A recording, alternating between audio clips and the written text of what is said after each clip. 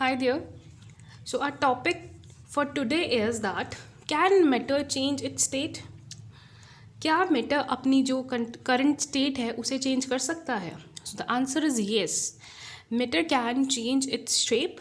We can either cut it, break it, or if it is something like ice, we can change its state by raising its temperature, by melting it, by evaporating it, by making the temperature more higher. So each and every matter which is existing in the nature, we can change its state by changing its shape, volume, formation, or the way it is formed. Fine. So first is solid. We can make it as ice. For example, ice. Second is liquid. We can change the form of water. Gas as the water vapors. What happens inside matter during the change of state? What happens to the particle of matter during the change of state? What does this change of state take place? We need answer to these questions. So हमारे question क्या है, क्या होता है matter को जब वो अपनी स्टेट चेंज करता है, किस तरह से वो चेंज होती है, पार्टिकल्स को क्या किया जाता है, एंड नई शेप में वो किस तरह से रहते हैं. ठीक है. So the question is that जितनी भी हमारे मेटल्स हैं, चाहे वो लिक्विड, सॉलिड, गैस हैं, वो बने किस तरह से हैं? पार्टिकल्स के थ्रू बने हैं. पार्टिकल्स एक दूसरे से क्लिंग होते हैं, जुड़े हुए होते हैं, उस तरह से वो मैटर बनता है. तो अगर हमें उसकी शेप, फॉर्म, वॉल्यूम चेंज करनी है, कैसे करते हैं? हम उस मैटर को ब्रेक कर देते हैं. तो उसको ब्रेक करने से क्या हुआ? पार्टिकल भी ब्रेक हो गए. सॉलिड में नॉर्मली हमें ज़्यादा फोर्स लगाना पड़ता है, टेम्परेचर रेज करना पड़ता है, इतना हमें लिक्विड या गैस में नहीं करना पड़ता as compare to solid. Fine. Now we learn that what happened to them, how they are done. So effect of changing temperature. तो अगर हम किसी मैटर का टेम्परेचर बढ़ा दें, इंक्रीज़ कर दें, क्या होगा? ऑटोमेटिकली अपने आप ही वो जो मैटर है उसकी शेप चेंज हो जाएगी. ठीक है. वॉल्यूम चेंज होना ना होना डिपेंड्स. अगर हम वाटर को बॉयल करते हैं, डेफिनेटली वॉल्यूम चेंज हो जाएगा वाटर का, बट बेसिकली क्या होगा? उसकी शेप और फॉर्म चेंज हो जाएगी. जैसे कि आइस आपने फ्रीज़र से निकाल कर बाहर रख दी, तो after some time period definitely जो वाटर का वेट है वो नहीं कम हुआ होगा, बट जो वाटर की स्टेट है और जो शेप है वो चेंज हो जाएगी. ठीक है. सो यहाँ पे एक एक्टिविटी है. Take about 150 gram of ice in a beaker and suspend a laboratory thermometer so that its bulb is connect to the ice. So एक हमने बीकर लेना है एंड उसमें आइस डालनी है, नीचे पानी को हीट देनी है बर्नर के साथ में, एंड एक थर्मामीटर के साथ में हमने टेम्परेचर को मेजर करना है. जैसे जैसे टेम्परेचर रेज करेगा उस तरह से हमारी जो आइस है वो मेल्ट हो जाएगी. तो होगा क्या? हमने क्या करना है? स्लो हीट पे या स्लो फ्लेम पे उस बीकर को हीट करना है. टेम्परेचर जैसे ही रेज होगा, आइस क्या होगी? वो धीरे धीरे जो अपना फॉर्म है वो चेंज करने लग जाएगी. ठीक है. सो हुआ क्या? एक काइनेटिक एनर्जी इंक्रीज हो गई. ठीक है. Due to the increase in kinetic energy the particles start vibrating with greater speed. तो पार्टिकल्स ने क्या किया? वो वाइब्रेट होने लग गए. मैं आपको बताया दैट कि अगर हमें किसी मैटर की शेप को चेंज करना है, वॉल्यूम को चेंज करना है, उसे क्या करो? ब्रेक कर दो. अल्टीमेटली वो मैटर तो ब्रेक होता ही है, बट जिन पार्टिकल्स के थ्रू वो मैटर बना है बेसिकली वही ब्रेक होते हैं.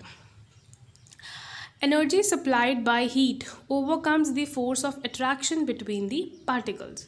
ये एनर्जी क्या करती है? उन पार्टिकल्स की अट्रैक्शन को ब्रेक कर देती है. The particles leave their fixed position and start moving freely. तो पार्टिकल्स क्या होते हैं? एक दूसरे को छोड़ देते हैं एंड ब्रेक हो जाते हैं. A state is reached when the solid metal is converted into liquid. तो सबसे बड़ी स्टेट हमारी क्या है? कि जब हम किसी सॉलिड मटेरियल को लिक्विड में कर देते हैं. आइस तो बहुत ईजी सी चीज़ है. Let's take an example of steel. तो स्टील जब थाउजेंड्स डिग्री टेम्परेचर पे जाता है फिर कहीं जाके मेल्ट होता है. The question is that it melts. ठीक है. हमें उसके लिए क्या करना पड़ेगा? टेम्परेचर रेज करना पड़ेगा. आप किसी भी चीज़ पर किसी स्मूथ चीज़ पर, कोई रफ़ चीज़ के साथ में फ्रिक्शन करते हो, ज़ोर से किसी चीज़ को घिसते हो, वो तभी जाके ब्रेक होगी या तभी जाकर उस पर स्क्रैचेस होंगे जब टेम्परेचर रेज होगा. सबसे अच्छा एग्जाम्पल है गर्ल्स के नेल्स का। आप नेल फाइलर यूज़ करते हो तो कई बार क्या होता है कि जब हम नेल्स को टच करते हैं वो थोड़े वार्म होते हैं। क्यों? बिकॉज फाइलर के साथ में नेल्स पे क्या हुआ था, फ्रिक्शन हुआ था। फ्रिक्शन से क्या हुआ था, काइनेटिक एनर्जी प्रोड्यूस हुई थी, जिससे हमारे नेल्स की फॉर्म चेंज हुई और क्या हुआ, टेम्परेचर रेज हुआ। The temperature at which a solid melts to become a liquid at the atmospheric pressure is called melting point. वो टाइम या वो पॉइंट जब हमारा सॉलिड मैटर लिक्विड में चेंज हो जाता है, हम उसे बोलते हैं मेल्टिंग पॉइंट। आपके पास चॉकलेट है, आपने चॉकलेट को हीट दी, ठीक है, तो वो मेल्ट हो गई। जब वो मेल्ट होगी उसको हम क्या बोलेंगे, मेल्टिंग पॉइंट बोलेंगे। ऐसा टेम्परेचर जब किसी सॉलिड चीज़ को लिक्विड कर देता है, हम उस टेम्परेचर को बोलते हैं melting point. A melting point of a solid is an indication of the strength of force attraction between the particles. अब जितनी कोई चीज़ ज़्यादा सॉलिड होगी, ज़्यादा स्ट्रॉन्ग होगी, उसे उतना ही ज़्यादा टेम्परेचर यूज़ करना पड़ेगा, हमें हायर टेम्परेचर यूज़ करना पड़ेगा मेल्ट करने के लिए। ये मेल्टिंग पॉइंट क्या करता है, वो जो पार्टिकल्स एक दूसरे से बहुत ज़्यादा ज़ोर से क्लिंग हैं, बहुत ज़्यादा स्ट्रॉन्गली बॉन्ड में है, वो टेम्परेचर क्या करता है, उनका बॉन्ड लूज़ कर देता है। और जैसे ही वो बॉन्ड लूज़ होता है पार्टिकल्स का, एंड जो मैटर होता है वो ब्रेक हो जाता है।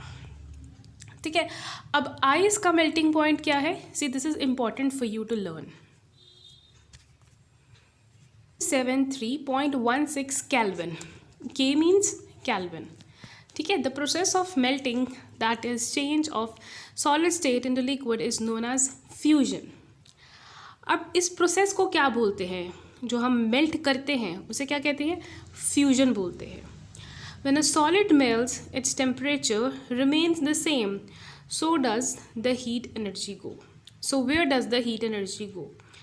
जब हम किसी सॉलिड को मेल्ट करते हैं अच्छे सारे टेम्परेचर के साथ में, टेम्परेचर अच्छे से राइज करके, वो एनर्जी जाती कहाँ है, वो एनर्जी जाती है पार्टिकल्स की जो बॉन्ड होता है, जो क्लिंग उन्होंने किया होता है एक दूसरे को, उसको रिमूव करने में।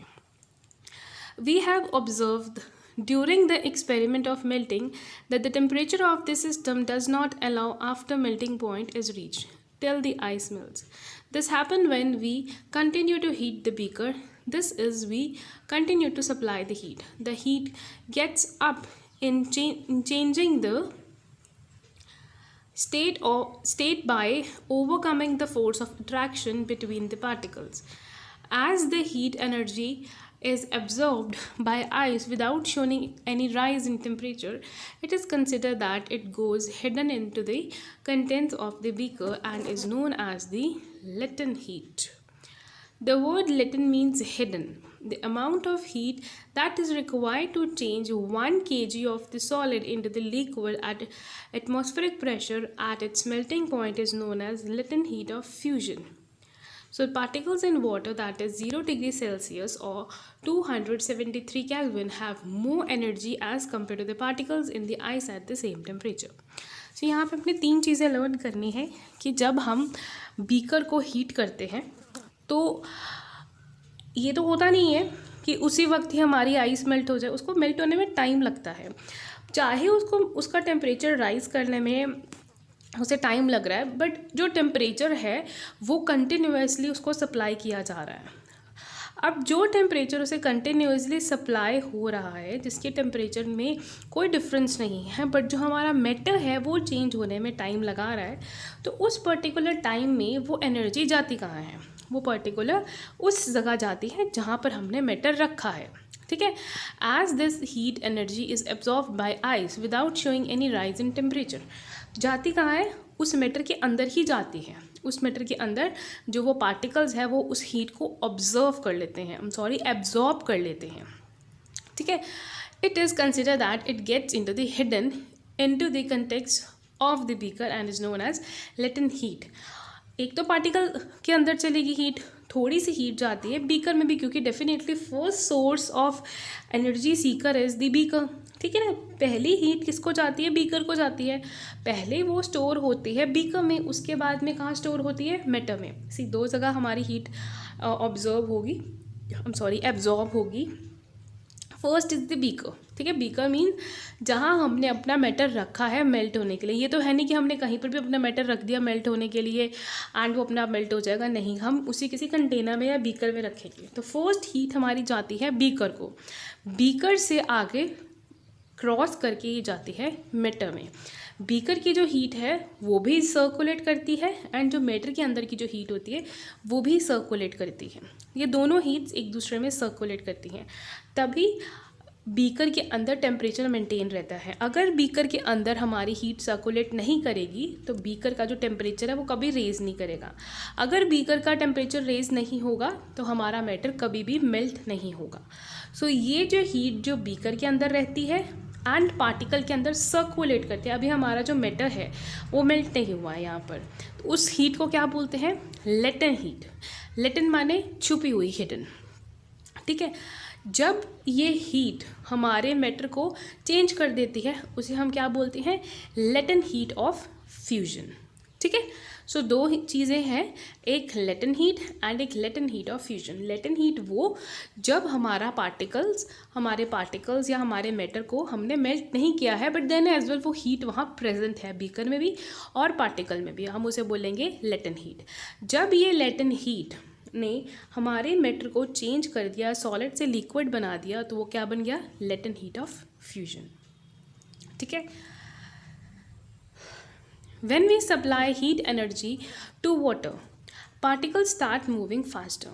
अब जैसे ही हीट एनर्जी हमने पानी को ट्रांसफ़र की, क्योंकि वो लिक्विड फॉर्म है, लिक्विड स्टेट है, लिक्विड स्टेट में एज़ कम्पेयर टू गैस ज़्यादा स्पेस है, पार्टिकल्स दूर दूर पे है एज़ कम्पेयर टू सॉलिड, तो वो क्या होंगे? बहुत जल्दी मूव करेंगे। आप एक काम कीजिए, आपके पास 2 बर्नर है गैस पे, एक तरफ सॉलिड रखिए, आइस रखिए, एक तरफ पानी रखिए। देखना पानी पहले बॉयल हो जाएगा, क्यों? क्योंकि पानी को किसी चीज़ में ब्रेक डाउन नहीं करनी है, आइस को तो हमें ब्रेक करना पड़ेगा, ठीक है। तो यही बता रहे हैं कि पानी जल्दी बॉयल हो जाएगा, उसमें जल्दी हीट ट्रांसफ़र हो जाएगी। At a certain temperature, a point is reached when the particles have enough energy to break free from the force of attraction to each other. अभी जो पार्टिकल्स हैं किसी भी मैटर के अंदर वो कैसे क्लिंग हुए हुए हैं? अट्रैक्शन ऑफ ईच अदर के साथ में, ठीक है, एक दूसरे के साथ अट्रैक्टेड है। मैग्नेट्स हम यूज़ करते हैं ना, जैसे मैग्नेट हम एक दूसरे से क्लिंग कर देते हैं, उसी तरह से पार्टिकल्स भी एनर्जी के साथ, अट्रैक्शन के साथ एक दूसरे से क्लिंग है। जब पानी उस लेवल पे पहुंच जाता है कि हमारे पार्टिकल्स ब्रेक होने लग जाते हैं, वहाँ पर क्या हो जाएगा? हमारा जो वाटर स्टेट है वो चेंज हो जाएगा। The temperature at a liquid boiling at the atmospheric pressure is known as boiling point. जब हमारा लिक्विड अपनी लिक्विड स्टेट छोड़नी शुरू कर देता है, वेपर्स बनाने लग जाता है, वेपराइजेशन होने लग जाती है, उस स्टेट को क्या बोलते हैं? Boiling point. Boiling is a bulk phenomenon. Particles from the bulk of the liquid gains enough energy to change into the evaporation state. अब इस टाइम पर पार्टिकल्स को बहुत ज़्यादा एनर्जी चाहिए होती है कि वो इवेपराइजेशन स्टेट पर जाएं। अगर यही चीज़ हम सॉलिड एंड लिक्विड में कंपेयर करते हैं तो सॉलिड को लिक्विड होने में इतना टाइम नहीं लगता, उसको थोड़ा सा आप टेम्परेचर चेंज करो वो बहुत जल्दी हो जाता है, but as compare to water to vaporisation उसे टाइम लगता है। अगर हम सॉलिड एंड वेपराइजेशन की कंपैरिजन करते हैं तो सॉलिड टू लिक्विड जल्दी हो जाएगा, लिक्विड वेपराइजेशन थोड़ा लेट होगा। For water this temperature is 373 kelvins. That is 100 degree is equals to 273 plus 100, that is 373 kelvins. So 100 degree पे जाने के लिए पहले क्या होगा? 273 केल्विन्स होगा, उसके बाद में जाके 373 केल्विन बनेगा। Latent heat of evaporization, do it same way as we define the latent heat of fusion. Particles in steam, that is water evaporization, that is 373 Kelvin. 373 Kelvin means 100 degrees Celsius. What have more energy than the water at the same temperature? This is because particles in the steam have absorbed extra energy in form of latent heat of evaporization. तो यहाँ पे ये बोल रहे हैं कि हम क्या इंटरचेंज कर सकते हैं, ठीक है, हाँ हम कर सकते हैं, solid to liquid, liquid to solid, liquid to gaseous and gaseous to liquid. ठीक है, होता क्या है, अगर हमने सॉलिड टू लिक्विड जाना तो हमें हीट अप्लाई करनी पड़ेगी, और लिक्विड टू गैसियस जाना अगेन हमें हीट अप्लाई करनी पड़ेगी। बट अगर हमने रिवर्स करना है, गैसियस टू लिक्विड करना है, तो हमें टेम्परेचर कम करना पड़ेगा, and so as for liquid and solid. So solid, liquid, gaseous हम एक बार में ही कर सकते हैं। आप पानी बॉयल कर रहे हैं, ठीक है, तो आपने पहले आइस लेनी है, आइस को किसी भी बीकर में डालना है, थोड़ा सा टेम्परेचर रेस करना है, पानी बन जाएगा। ठीक है, जब वाटर आ गया, अब हम इसे बॉइलिंग पॉइंट पे लेके जाएंगे। जैसे बॉयल होने लग जाएगा, हम उसको कवर कर देंगे लिड के साथ में। तो जो लिड के ऊपर पानी इकट्ठा होगा वो कहाँ से आया है, गैस से, क्योंकि हमारी लिड उतनी वार्म नहीं है जितना हमारा बीकर है, इसलिए हमारा लिक्विड लिड पे कलेक्ट हो जाएगा। अगर यही लिड हम फ्रीज कर देंगे तो उसमें क्या हो जाएगा, सॉलिड स्टेट आ जाएगा। ठीक है, so we infer that the state of matter can be change into another state by changing the temperature. Temperature change करने से हम जो हमारा मैटर है उसका क्या कर सकते हैं, स्टेट चेंज कर सकते हैं। We have learn that substances around us change state from solid to liquid and form liquid to gas on the application of heat, but there are some that changes direction from solid state to gaseous and vice versa without changing into liquid state. अब कुछ चीज़ें हैं जो कि solid to liquid होते हैं, liquid to gas होते हैं, बट कुछ चीज़ें इस तरह भी हैं नेचर में जो कि गैस टू सॉलिड उसी वक्त हो जाती हैं, में होने की ज़रूरत नहीं होती। सोचो क्या हो सकता है ये चीज़। ओके, एक्टिविटी है students, take some camphor. Camphor हम कपूर को बोलते हैं, पूजा में यूज़ होता है, वाइट कलर का एक केक टाइप होता है, छोटा सा होता है। और aluminium chloride, crush it and put it in a china dish. Put an inverted funnel over the china dish. Put a cotton plug on the stem of the funnel as shown in the figure. ठीक है, आपने इस तरह से करना है, cotton लेनी है,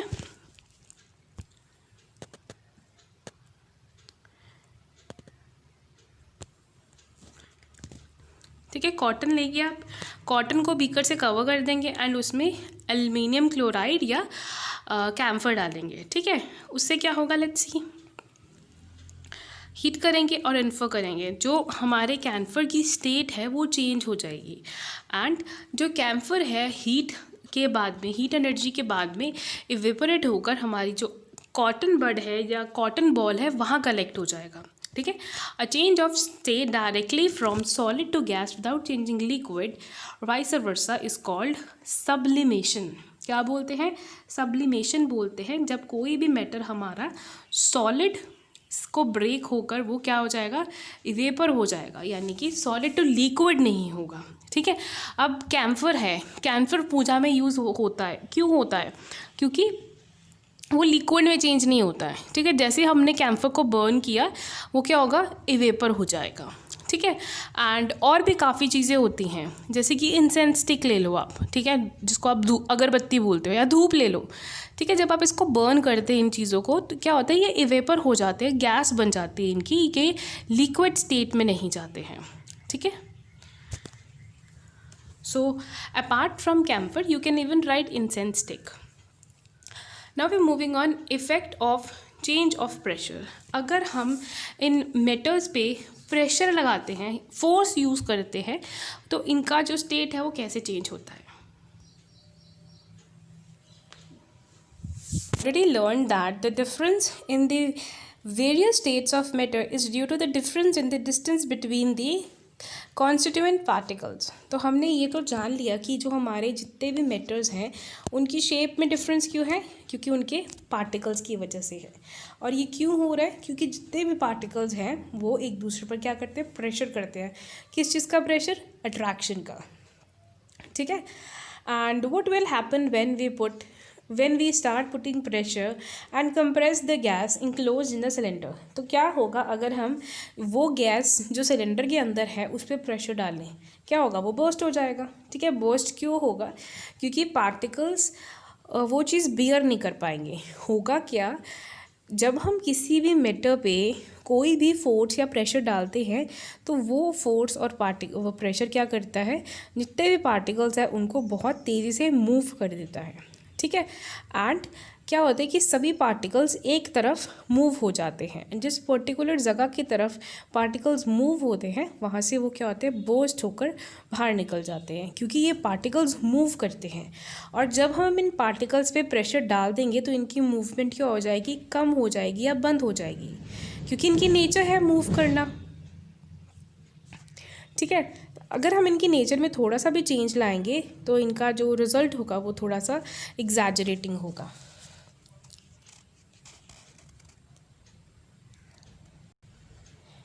applying pressure and reducing temperature can liquefy gases. तो क्या होगा, अगर हम किसी सिलेंडर में गैस डालते हैं एंड उस पर प्रेशर डालेंगे, उससे क्या होगा, वो गैस की स्टेट चेंज हो जाएगी। क्या होगा, वो गैस से लिक्विफाई गैस में कन्वर्ट हो जाएगा।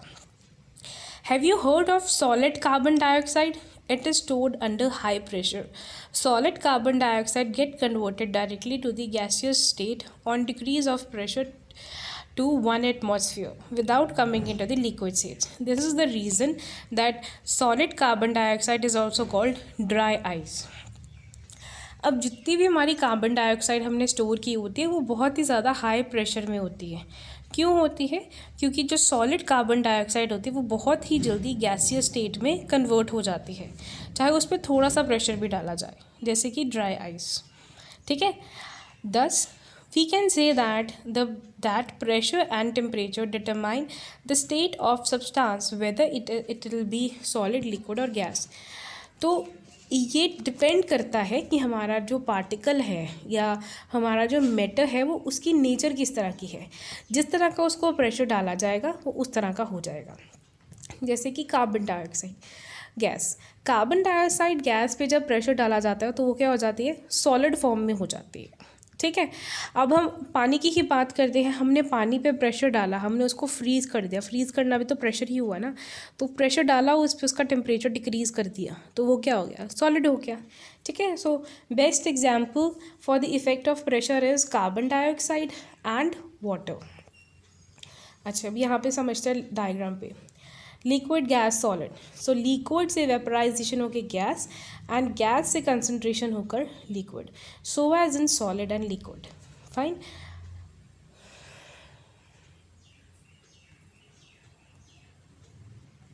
Topic that is called vaporization. Do we always need to heat और change pressure for changing the state of matter?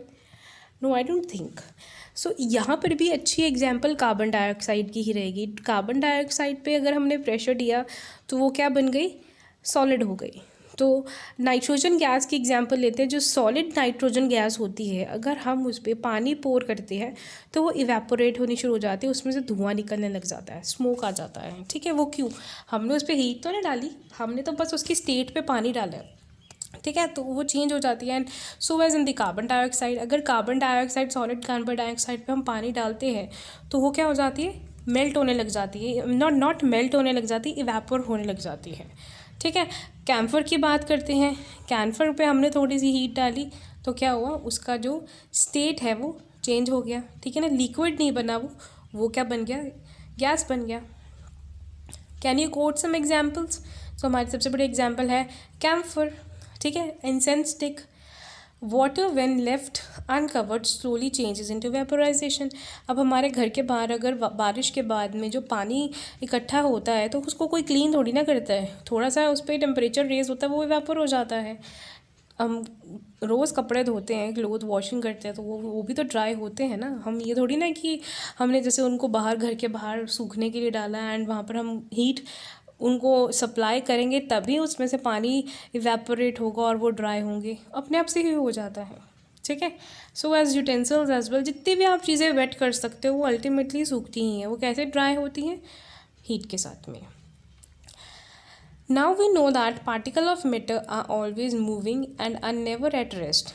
सो ये क्यों होता है, क्यों हमारी चीज़ें ड्राई हो जाती हैं, बिकॉज हमारे जो पार्टिकल्स हैं वो मूव करते रहते हैं, ठीक है।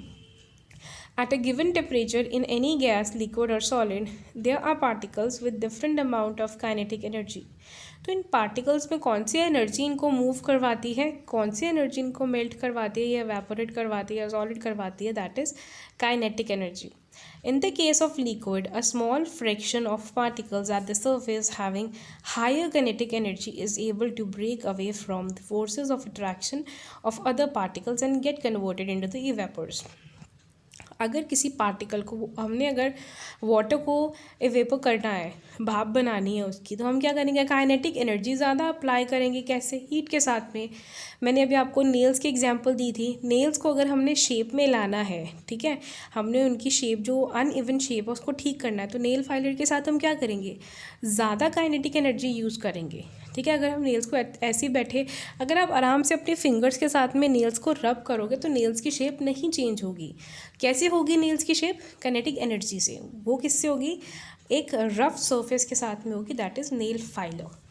ठीक है, this phenomena of changing of liquid into vapors at any temperature below its boiling point is called evaporization.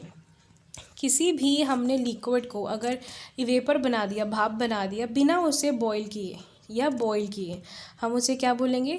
इवेपराइजेशन. Boiling तो हम खुद करेंगे अपने आप से. जो अपने आप बाहर जैसे सड़क पर, रोड पर जो पानी होता है वो इवेपोराइज हो जाता है, वो बॉयल थोड़ी ना होता है, थोड़ा सा उसका स्टेट चेंज होती है. तो हर एक चीज़ को हम क्या बोलेंगे? इवेपराइजेशन है. इवेपराइजेशन में हमारे जो पार्टिकल्स है उनका ब्रेकडाउन काफ़ी ज़्यादा हो जाता है. ठीक है, इसी वजह से उनकी स्टेट चेंज हो जाती है. तो नॉर्मली ये ब्रेकडाउन होता कैसे है? हम जो टेम्परेचर या उस पर कोई फोर्स यूज़ करते हैं, ठीक है, एंड उसी फोर्स और उसी टेम्परेचर की वजह से हमारा जो solid to liquid, liquid to vaporization और directly solid to vaporization happens. Fine. For the best example to solid to liquid is ice and liquid to vaporization is water. ठीक है, but for solid to vaporization is camphor. So 3 examples हम use कर रहे हैं, solid, liquid and gas की. Solid to liquid तो हो गया हमारा आइस, लिक्विड टू वेपराइजेशन हो गया हमने पानी बॉईल कर दिया. ठीक है, बट सॉलिड टू गैस की जो डायरेक्ट एग्जाम्पल है वो है हमारी कैम्फर की. So students, this is all for today. Tomorrow we'll continue from factors affecting evaporization. If you have any sort of problem, please do message me. Thank you so much.